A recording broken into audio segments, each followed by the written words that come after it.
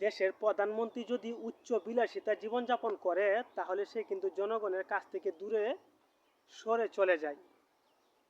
আর যখন এই দেশের প্রধানমন্ত্রী সাধারণ মানুষের মতো জীবনযাপন করে তাহলে জনগণেও কি তার সাপোর্ট করে।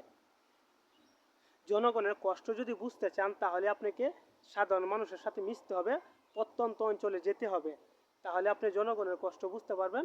জনগণে কিভাবে গরিব অসহায় লোকেরা কীভাবে জীবনযাপন করে এটা আপনি উপলব্ধি করতে পারবেন।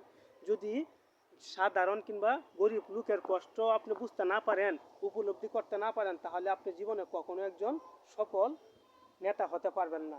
নেতা হতে গেলে আপনাকে প্রথমে যেটা লাগবে সেটা হলো গরিব অসহায় লোকের পাশে থাকতে হবে, তাদের সহযোগিতা করতে হবে, তাদের কষ্টটা ভাগাভাগি করে নিতে হবে। আপনি যদি তাদের কষ্ট ভাগাভাগি করে না নিতে পারেন, তাদের পাশে না থাকতে পারেন দুঃসময়ে, তাহলে আপনি কখনো একজন যোগ্য নেতা হতে পারবেন না। এটা চিরন্তন সত্য। মেবি হয়তোবা পর্তুগালের একজন প্রধানমন্ত্রী ছিলেন, তিনি মনে হয় বিশ্বের সবচেয়ে গরিব প্রধানমন্ত্রী। ওই কিছুদিন আগে সে মৃত্যুবরণ করেছে। সে নিজের আলিশান রাজপ্রাসাদ ছেড়ে, সরকারি বাসভবন ছেড়ে সে নিজের প্রত্যন্ত গ্রাম অঞ্চলে একটি বাসভবনে বসবাস করতেন।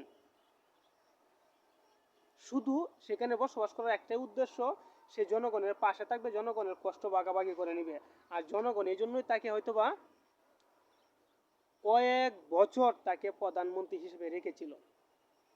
তো এই জন্য আপনাকে হতে হবে একজন কি জনপ্রতিনিধি, গরিবের কষ্ট বুঝার নেতা, তাহলে আপনি একজন যোগ্য নেতা হতে পারবেন। তাছাড়া আপনি কখনো একজন যোগ্য নেতা হতে পারবেন না।